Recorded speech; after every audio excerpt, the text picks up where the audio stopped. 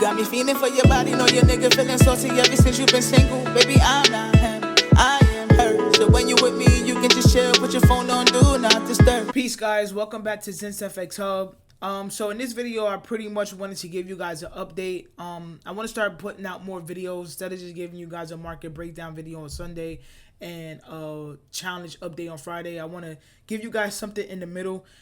Especially when we have like fundamental things going on that I'm looking at. I would like to come on here and explain it to you guys, and then also show you what trades that have entered and stuff like that, right? So like I said on my market breakdown video on Sunday, we did have a pretty hefty week for the Bank of Japan and the Fed, right? Because the Bank of Japan was deciding whether they was going to do a rate hike, and also discuss whether they wanted to reduce or continue to buy up their currency's bonds so that they can, make their currency a little bit stronger over time, right? So as you can see, we definitely did get a rate hike from the Bank of Japan to 0.25%. So that actually affected the market in a more bullish way, and I'll show you guys on the charts.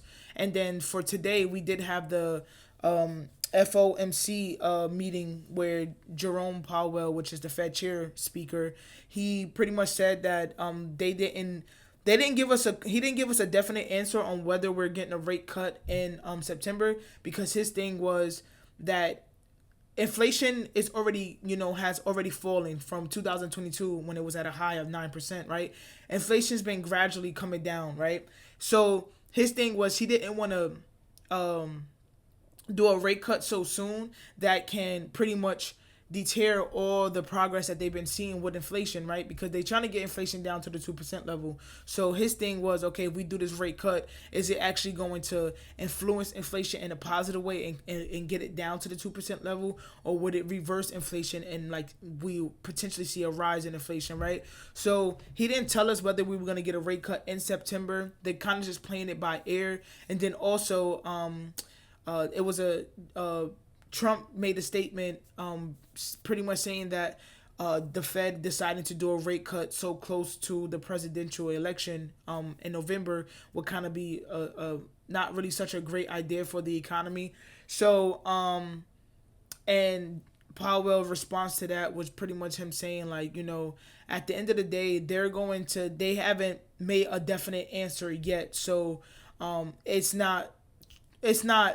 like it's 50-50. It's not like, okay, yeah, we're definitely doing this rate cut in September. So he's like, that statement made by Trump is really like not that it didn't matter, but it's just like, we didn't make a decision on whether we were doing it or not. So it's not something that he should be worried about, kind of thing, right? So yeah, we actually didn't see no increase or decrease in inflation, so they didn't do a rate cut or rate hike today. They kept it the same at 5.5%, but we did end up getting a rate hike for the Bank of Japan. And this article that I have pulled up here also, states that the Bank of Japan is deciding to reduce them buying up their bonds, because, like I said in my market breakdown video, when a country buys up their own personal bonds, it's to help increase the value and of their currency, right? But they're saying that they're gonna reduce it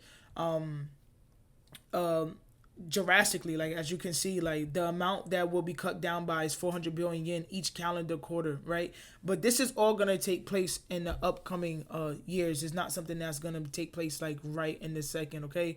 So and then as you can see, obviously they did the rate cut to 0.25%. So if we go ahead and go on the charts, right, and I'll talk about trades that I entered in a little bit, right? If we go to the yen's future, look at this big push to the upside, right? And like I said in my market breakdown video, them deciding to do a rate cut or rate hike will rate cut. Them deciding to do a rate hike will either send it to the upside, or if they decide not to, we probably would have seen push to the downside. So as you can see, them doing it actually made this more bullish than bearish. And if I show you my yen pairs, right, then my yen pairs is actually reacted to this in a bearish way. So we got EJ pushing down. We have CJ actually flew past the monthly target that I was looking to buy at. And then if I show you USDJPY, it also pushed down as well. I took a buy on UJ. I'm not gonna lie. I took a small buy. I think I risked like 0.25% on that trade. I did before the meeting came out, right? I did get in for a buy, and I obviously took a loss on it. But it is what it is. But at the end of the day, it's like, I just want to show you guys just like why paying attention to the fundamentals is super important, right? Because if I would have just waited for the meeting to come out and I would have seen that they did do a rate hike, I would have gotten for a buy. I would have just stayed off the charts like I said I was gonna do. But being hard headed, I didn't, right? And I took a small loss, nothing too crazy. So that's just pretty much the update that we have now. Those are the two things that I was looking forward to seeing.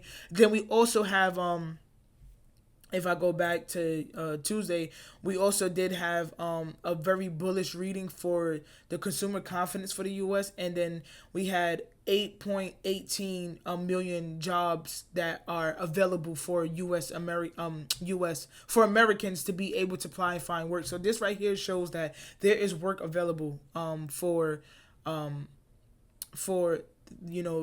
people within the U.S. And then the retail sales also, I didn't go over this, but retail sales actually did go up. So yesterday we did have a pretty bullish reading for the Bank of Japan, and this is why you clearly see the yen's future shooting up and EJ, CJ, and UJ going down. I'm pretty sure it's the same thing when it comes to GJ. I don't trade GJ, but if I had to look it up,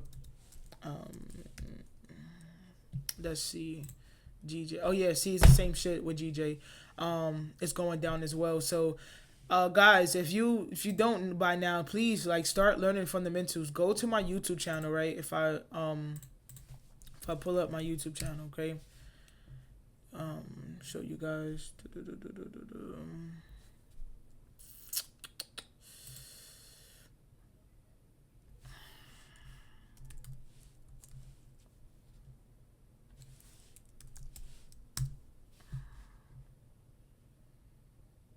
Yeah, if you go to my YouTube channel, right? Go to playlist.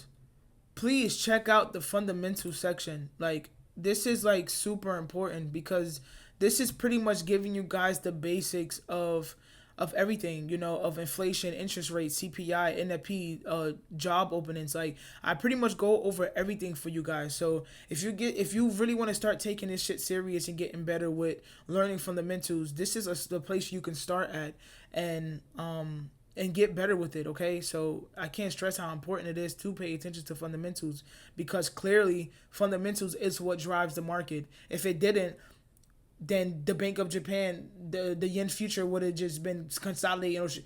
The fact that we got a positive reading for the yen caused the yen future to go up. You get what I'm trying to say? It's just common sense, right? But other than that, go to here, binge watch these videos. If you have to watch it over, do that. Take notes and get better with fundamentals. As of right now, these are the trades that I'm in right now. I did get in on a buy on silver, and I'm still holding my buy on NAS 100. If I go back to my trade, so this is what it's looking like right now here on NAS. I'm just waiting for it to pass this 19. I'm waiting to pass this this. Once we get break above here, then I feel like I'll be more confident that we're gonna continue to the upside, right?